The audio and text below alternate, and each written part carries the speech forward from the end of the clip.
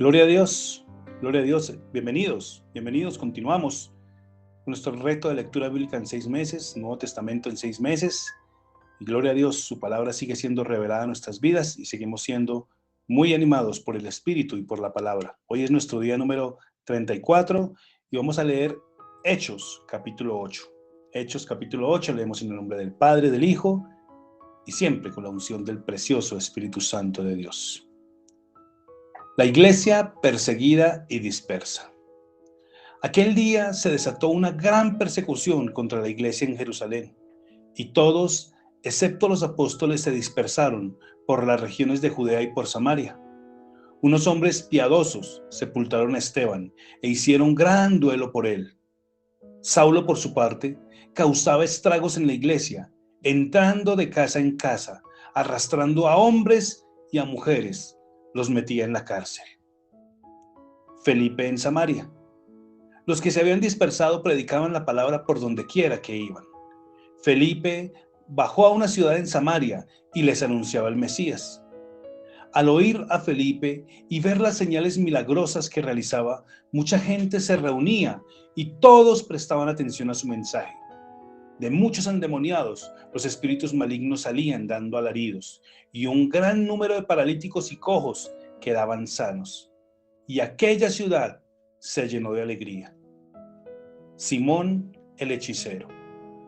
Ya desde antes había en esa ciudad un hombre llamado Simón, que jactándose de ser un gran personaje, practicaba la hechicería y asombraba a la gente de Samaria.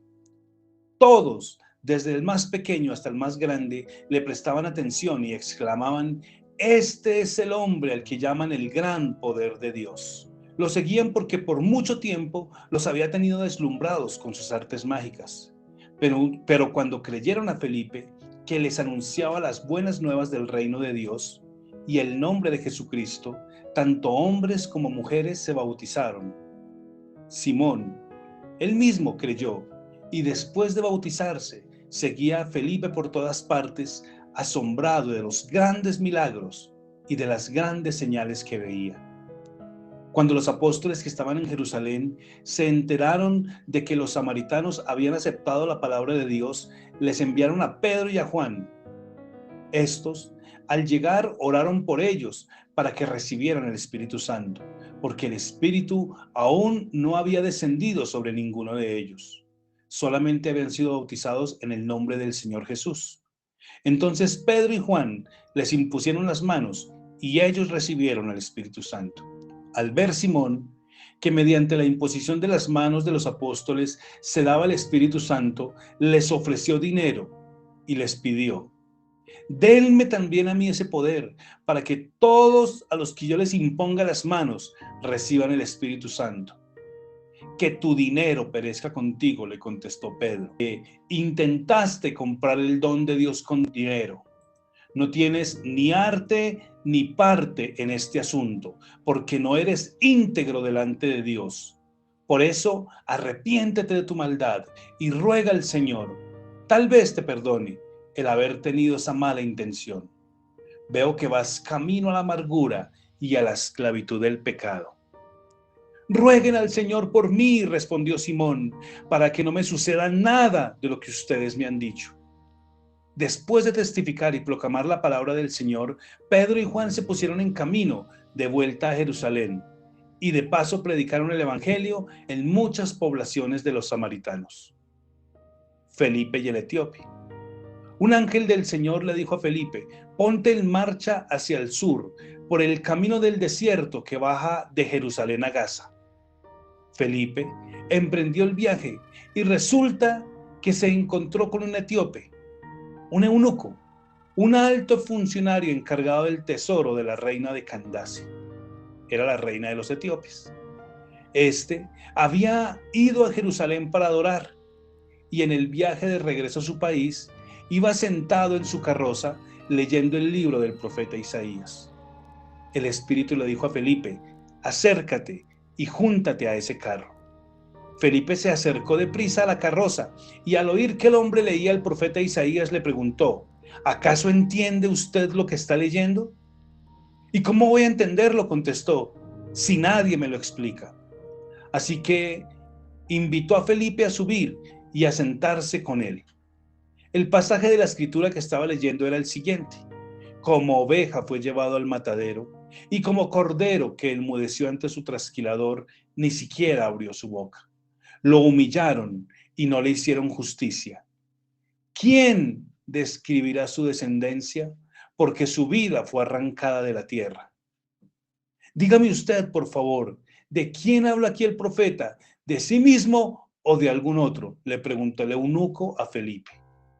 Entonces Felipe, comenzando con ese mismo pasaje de la escritura, le anunció las buenas nuevas acerca de Jesús. Mientras iban por el camino, llegaron a un lugar donde había agua y dijo el eunuco: mire usted, aquí hay agua. ¿Qué impide que yo sea bautizado? Entonces mandó parar la carroza y ambos bajaron al agua y Felipe lo bautizó. Cuando subieron del agua, el Espíritu del Señor se llevó de repente a Felipe. El eunuco no volvió a verlo, pero siguió alegre su camino.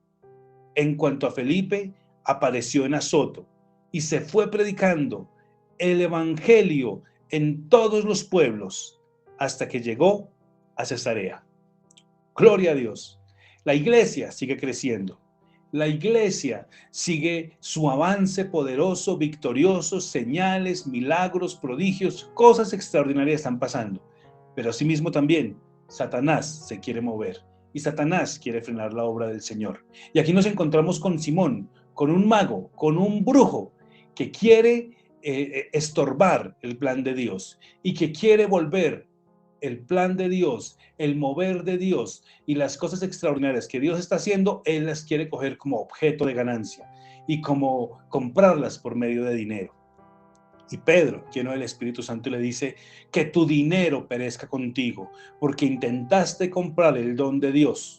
Y sabe una cosa, hoy por hoy hay infortunadamente muchos mercaderes de la fe y mucha gente diciendo que la única forma para que usted sea bendecido es si usted diezma, si usted ofrenda, si usted sella la palabra, si usted regala sus cosas, si usted está enfermo, entonces tiene que pactar y tiene que hacer tal cosa para que Dios lo sane. Y esa es una blasfemia, esa es una mentira, esa es una treta del diablo y es una cosa con la que nosotros como hijos de Dios no podemos comulgar y no podemos seguir y tenemos que desenmascararla, porque Pedro dijo: el don de Dios no se compra con dinero, la gracia y el favor de Dios no se compran con dinero. Tal vez usted sí ayuda, tal vez usted sí da, tal vez usted sí siembra, pero no siembra para que Dios le dé. Usted siembra, usted da y usted ayuda porque usted ha sido bendecido, no para que Dios lo bendiga y no para que Dios le dé. El don de Dios, la sanidad, la gracia, el favor y la bondad del Señor son gratis. Él no cobra. Y si el Señor reprendió a este mercader de la fe, hay muchos mercaderes que deben ser reprendidos hoy, y nosotros, en lo que respecta a nosotros, tener mucho cuidado de eso y entender que los dones y el favor de Dios no tienen precio y Jesucristo gratuitamente los conquistó para nosotros en la cruz. Un abrazo, regresamos.